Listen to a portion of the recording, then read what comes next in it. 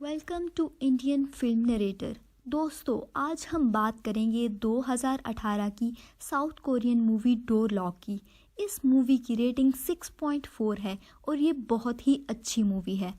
Movie start होने पर हम देखते हैं कि क्योंग मिन अपने ऑफिस से अपना ऑफिस का काम ख़त्म कर कर बस के ज़रिए घर वापस आ रही है और वो बस से उतरकर पैदल चलने शुरू हो जाती है। इसके बाद उसे फील होता है कि कोई उसका पीछा कर रहा है। जब वो पीछे मुड़कर देखती है तो किसी को नहीं पाती। इसके बाद वो अपने होटल में वापस आ जाती है। जब वो अपनी बिल्डिंग में पहुंचती है तो अपने लिफ्ट का इंतज़ार करने लगती है, तो तब गार्ड उसे देख रहा होता है। क्योंकि अपने फ्लैट में एंटर होती है मगर वहां पर लाइट नहीं होती। वो अपने फ़ोन की टॉर्च की मदद से काम करते हुए अपना काम शुरू करती है, पर उसी बीच उसे लगता है कि जैसे उसके रूम में कोई है। वो उसे ढूंढती है मगर कोई नज़र नहीं आता। इतने में कोई उसे बेहोश कर देता है और फिर डोर लॉक हो जाता है और फिर हमें क्योंग की चीखों की आवाज़ सुनाई देती है। Cut to the next scene. फिर हम देखते हैं कि क्योंग अपने बेड पर लेटी है और कोई उस आदमी उसके साथ लेटा है।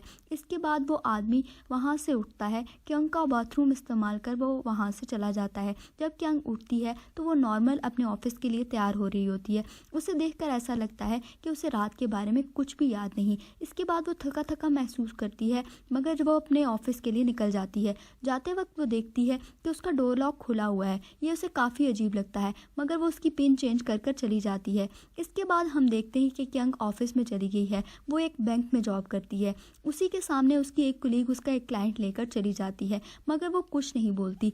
इसके बाद हम क्योंग और उसकी दोस्त को एक मेट्रो बस में देखते हैं। वो उसे कहती है कि उसे अपने क्लाइंट ऐसे जाने नहीं देने चाहिए और अपने हक के लिए बोलना चाहिए। अगले सीन में हम देखते हैं कि क्योंग अपनी बिल्डिंग में वापस आती है। गार्ड उसे एक पार्सल देता है जो कि उसकी माँ ने उसे दिया था।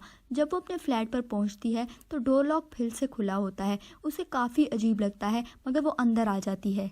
फिर उसे कुछ आवाज़ आती है। वो देखती है कि कोई उसका दरवाज़ा खोलने की कोशिश कर रहा है। वो काफ़ी डर जाती है पर हिम्मत इकट्ठी कर कर दरवाज़ा खोलती है तो देखती है कि बाहर कोई भी नहीं होता। वो पुलिस को कॉल करती है मगर पुलिस को बुलाने का कोई फ़ायदा नहीं होता क्योंकि उसके पास कोई भी सबूत नहीं होता। इसके बाद क्योंग आके सो जाती है। जब वो सोती है तो थोड़ी देर के बाद एक स्ट्रेंजर उसके बेड से नीचे से निकलता है और उसके साथ आके सो जाता है। अगली सुबह क्योंग को कुछ भी याद नहीं होता और वो अपने ऑफिस के लिए तैयार होने लगती है। फिर वो जाते हुए गार्ड से सीसीटीवी फुटेज मांगती है ताकि उसे पता चल सके कि उसके दरवाजे के बाहर कौन था, मगर वो कहती है कि वो रात को इसे देखेगी क्योंकि उसे अभी ऑफिस जाना है। इसके बाद हम क्योंग और हाइजो को एक कैफ़े में बैठे देखते हैं। वो दोनों बातें कर रहे होते हैं। क्योंग उसको बताती है कि उसके घर में कुछ स्ट्रेंज चीज़ें हो रही हैं। वो उसे घर चेंज करने का मशवरा देती है मगर क्योंग उसको बताती है कि उसके पास पैसे नहीं। इसके बाद वो मैनेजर से शादी करने का मशवरा देती है। ये सुनकर क्योंग मुस्कुराने लगती है। इसके बाद हम देखते हैं कि इस बार क्योंग अपने क्लाइंट को नहीं जाने देती और उसे अपनी तरफ बुला लेती है। क्लाइंट का नाम जंग है। जंग उससे एटीएम से रिलेटेड कुछ इशू शेयर करता है। इसके बाद क्योंग उसको कहती है कि वो एक सेविंग अकाउंट खोले मगर जंग उसको बताता है कि वो एक कारपेंटर है और वो एक सेविंग अकाउंट अफोर्ड नहीं कर सकता। इसके बाद क्योंग उसको कॉफ़ी पीने का कहता है। अगर वो उससे कॉफ़ी पीने जाएगी तो वो सेविंग अकाउंट ज़रूर खोलेगा मगर क्योंग उसको इनकार कर देती है। इतनी देर में कि जंग उससे बात का बुरा मना जाता है और बदतमीज़ी करने लगता है। वहाँ पे मैनेजर आकर बात संभाल लेता है और जंग को वहाँ से बाहर निकाल देता है।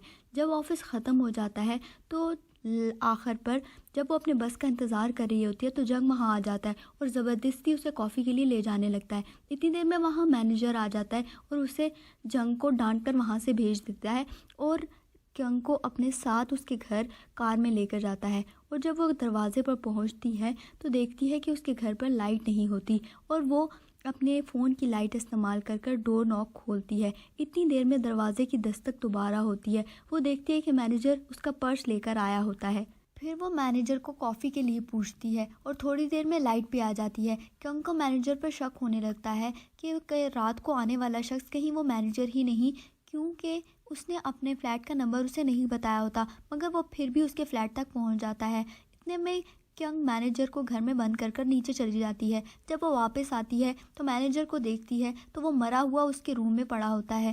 तब पुलिस का शक क्योंग की तरफ जाता है क्योंकि वो आखिरी दफ़ा क्योंग से मिला था। क्योंग को अरेस्ट कर लिया जाता है, मगर कोई सबूत ना होने की वजह से उसे छोड़ दिया जाता है। पुलिस स्टेशन से वापस आकर कियांग गार्ड से सीसीटीवी फुटेज मांगती है, मगर वो उसे बताता है कि उसके पास सिर्फ लिफ्ट की फुटेज है। वो कहती है कि इससे कैसे कातिल का पता चलेगा। इसके बाद कियांग अपने रूम में आ जाती है और सो जाती है, मगर फिर वो स्ट्रेंजर उसके रूम में आ जाता है और उसके साथ आकर सो जाता है। नेक्स्ट डे कियांग अपने जॉब पर जाने लगती है, मगर उसे जॉब से निकाल दिया जाता है। फिर वो इन्वेस्टिगेशन करने लगती है तो उसे अपने रूम में से एक कार्ड मिलता है और वो बिल्डिंग में रहने वाले ही किसी शख्स का है। वो इसे कार्ड लेकर चेक करती है तो वो किसी औरत का होता है, जो कि हर दफ़ा शॉप से $3.20 की शॉपिंग करती है। इसके बाद वो उस औरत का पीछा करने की कोशिश करती है कि किसी तरह उसके का पता लगाया जा सके। वो और उसकी दोस्त उसका पता लगाने के लिए घर से निकलती हैं और वो दोनों अलग अलग रास्ते में चली जाती हैं।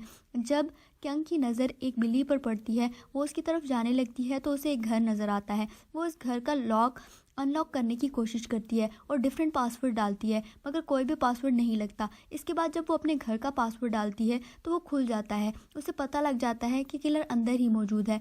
जब कियांग वहाँ जाती है तो वहाँ एक औरत घायल हालत में नज़र आती है और इतने में वहाँ पर किलर आ जाता है और किलर उस औरत का बेरहमी से टांगे काट देता है।